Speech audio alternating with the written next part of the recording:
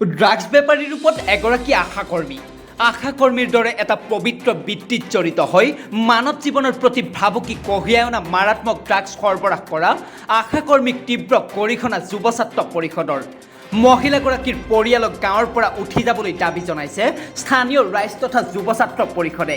উল্লেখযোগ্য যে তিনিচুকীয়া জিলাৰ মাৰ্ঘেৰিটাৰ মহকুমা আৰক্ষী বিষয়া পুনা গগৈ আৰু বৰডুমচা থানাৰ ভাৰপ্ৰাপ্ত আৰক্ষী বিষয়া লাৰ্নিছ পেগুৰ নেতৃত্বত আৰক্ষীৰ এটা দলে এক গোপন তথ্যৰ ভিত্তিত বিপুল পৰিমাণৰ ড্ৰাগছখিনি জব্দ কৰাৰ লগতে 4জনকৈ লোকক আটক কৰিছে।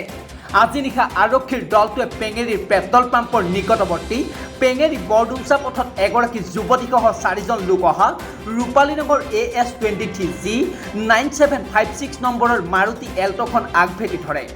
ধৃত ড্ৰাগছ মাফিয়া তথা আশাকৰ্মী কঁঠালগুৰি নিবাসী ব্ৰজেন বৰুৱাৰ পত্নী ৰেখা বৰুৱাসহ তেওঁৰ পুত্ৰ লক্ষ্যজিৎ বৰুৱা, বৰডুমচাৰ 2 নং মহঙৰ নিবাসী জগত দেউৰীৰ পুত্ৰ ভূপেন দেউৰী, ইনথেমৰ নিবাসী প্ৰফুল্ল গুডুঙৰ পুত্ৰ মহেশ সিংপুৰ জিম্মাৰ পৰা দুটা টোপোলাত থকা প্ৰায় 27.5 গ্ৰাম ওজনৰ হিৰ'ইন জব্দ কৰে।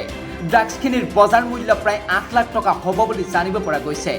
হিৰ'ইনৰ টোপোলাটোৰ উপৰি এটা মোবাইল হেণ্ডছেট আৰু মাৰুতি এল্টখন জব্দ কৰি আৰক্ষীয়ে ধৃত ৰেখাৰ কঁঠালগুৰিস্থিত বাসগৃহটো অভিযান চলাই 237 গ্ৰাম ড্ৰাগছ জব্দ কৰিবলৈ সক্ষম হৈছে।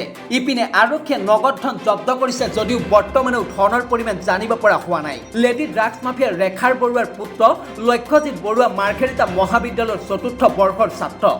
মহাবিদ্যালয়খনৰ কথা চিন্তা কৰি ছাত্ৰ হৈ এনে নিকৃষ্ট কাৰ্যত জড়িত থকাৰ বাবে ৰেখা বৰুৱা পৰিয়ালক গাঁৱৰ পৰা উঠি যাবলৈ স্থানীয় ৰাইজে দাবী জনাইছে।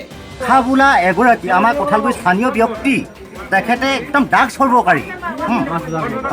ড্ৰাগছ মানে কি হ'ল, পেঙেৰী বৰডুমচা নগং পথাৰ গোটেই ড্ৰাগছখিনি আমাৰ এই ৰেখা বোলাজনীয়ে আনে। তেখেতক কিন্তু আমি কঁঠালগুৰি স্থানীয় ৰাইজ হিচাপে আমি তেখেতক ধিক্কাৰ জনাইছোঁ।